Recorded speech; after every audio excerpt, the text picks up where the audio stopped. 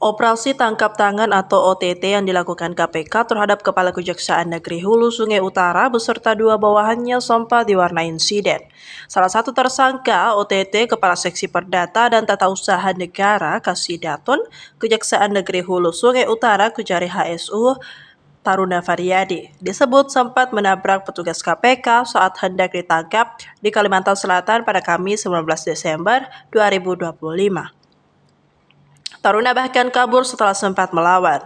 PLT Deputi Penindakan dan Eksekusi KPK Asep Kutu Rahayu dalam konferensi pers di Gedung Merah Putih KPK Jakarta pada Sabtu 20 Desember 2025 mengatakan saat ini KPK masih melakukan pencarian terhadap Taruna Faryadi.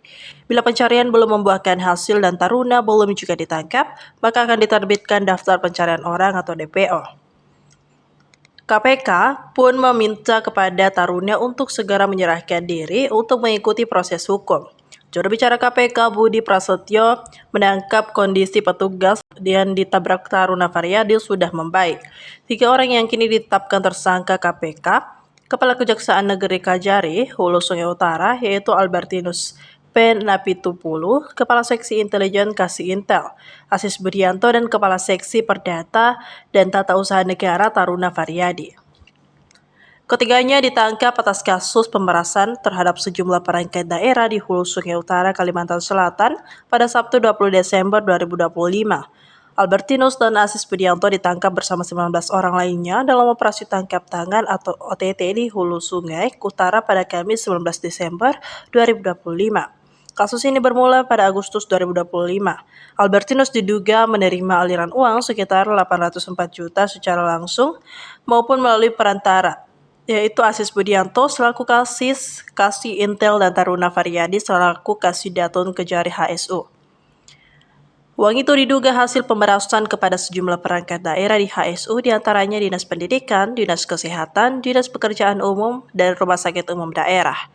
Permintaan dana disertai ancaman itu termodus agar laporan pengaduan dari lembaga swadaya masyarakat yang masuk ke Kejari HSU terkait dana tersebut tidak ditindaklanjuti proses hukum.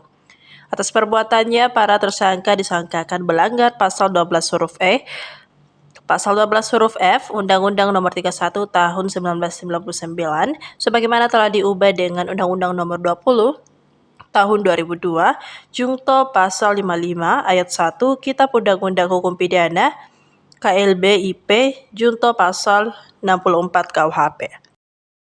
Sesuai dengan laporan dari petugas kami yang melaksanakan penangkapan terhadap terduga itu melakukan perlawanan dan melarikan diri seperti itu, sehingga saat ini terhadap yang bersangkutan sedang dilakukan upaya pencarian dan tentunya nanti akan kami terbitkan daftar pencarian orang apabila pencarian ini yang sedang dilakukan tidak membuahkan hasil atau tidak ditemukan yang bersangkutan. Makanya tadi pada saat konvers kami sampaikan kepada yang bersangkutan diharapkan untuk segera menyerahkan diri atau datang kepada kami untuk mengikuti proses hukum sebagaimana mestinya.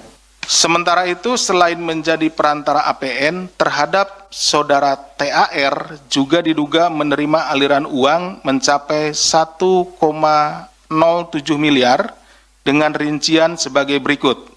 Ya, ini sesuai dengan keterangan saksi dan bukti-bukti yang ditemukan bahwa pada tahun 2022 yang berasal dari mantan Kepala Dinas Pendidikan Hulu Sungai Utara senilai 930 juta rupiah. Kemudian pada tahun 2024 yang berasal dari rekanan sebesar 140 juta rupiah.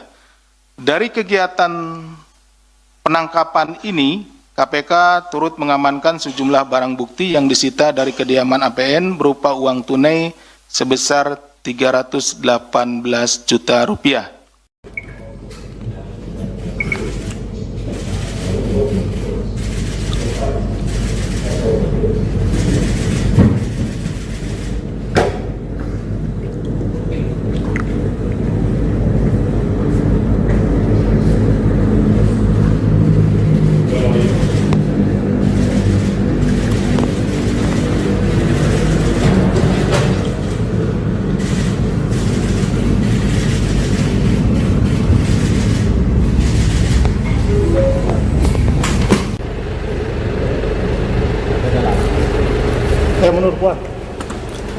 Tibon.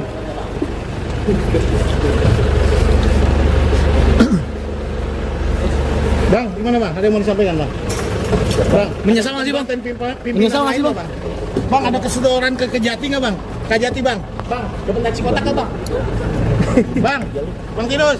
Di tengah. Bang. Jam 4 Bang. Download Tribun X sekarang. Menghadirkan lokal menjadi Indonesia.